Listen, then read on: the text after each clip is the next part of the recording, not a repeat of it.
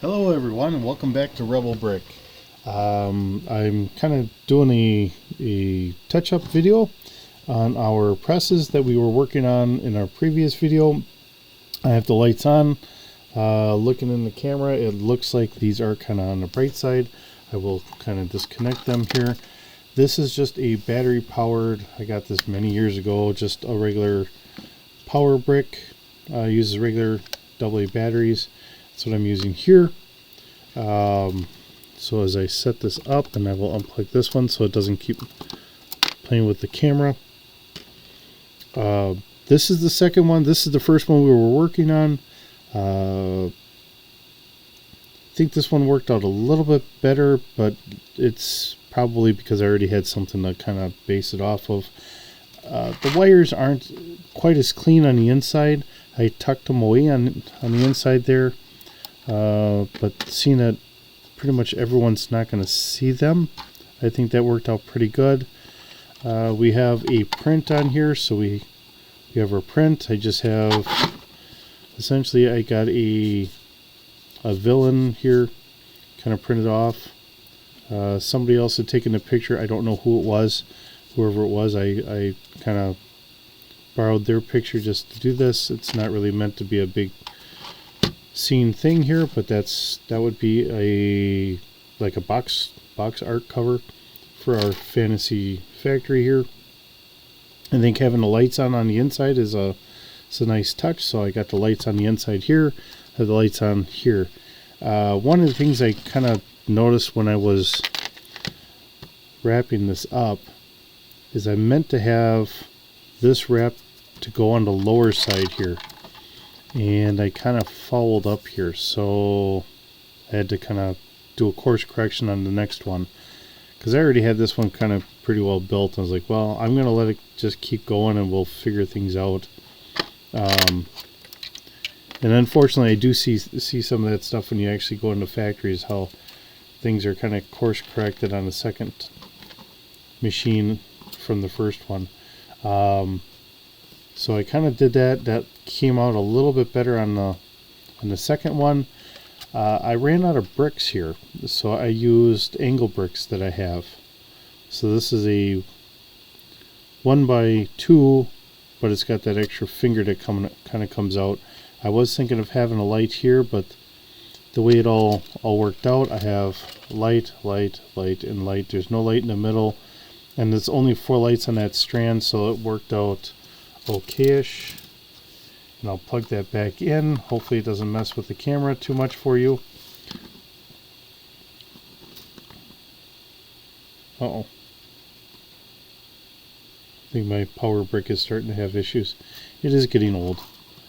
So I think this works out pretty good. I like the idea of having the lights in there. I think that really kind of makes this kind of pop out and shine, especially when I'm just looking at it here at home.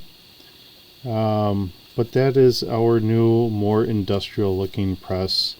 And when I unplug this, we have some thickness here, so if you're seeing that there's possible power panels or something on the back side here, there's that.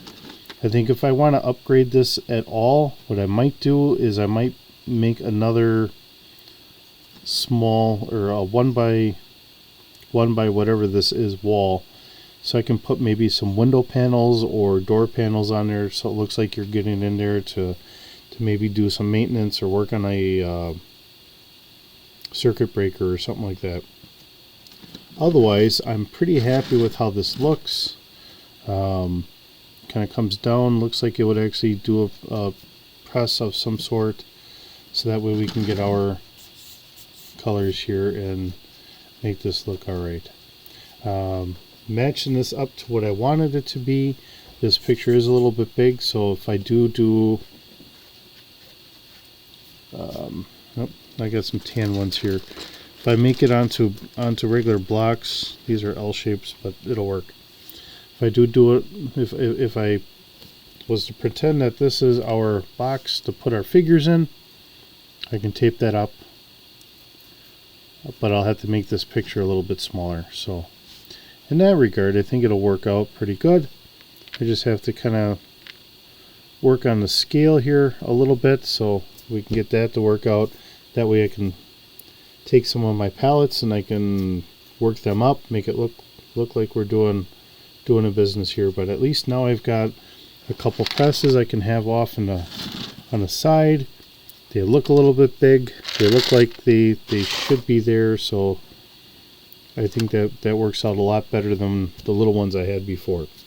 So I appreciate you spending the time with me while I was working on them on the first round. I spent some time here. I think actually I think I spent about another hour and a half trying to get it to where we are. And I think you're probably happier seeing the second photo or the second video here, because now you get to see what it looks like now that it's all complete, instead of spending the entire time just watching me just fumble around here. I do enjoy just trying to figure this out. It is kind of an engineering feat to try and make it look at least like it's supposed to. But I know I'm not using any of the axle pieces in here, and I think it would almost look a little bit better if maybe there was some axles in there. But knowing a little bit about a press, you know, if you can see here and it goes down, gets printed, comes back, I think that works out pretty good. I don't know if that's actually the print on the correct side or not, but I think it works out pretty good. So in that regard, thank you for spending time with me. Thank you for watching Rebel Brick, and we'll see you again.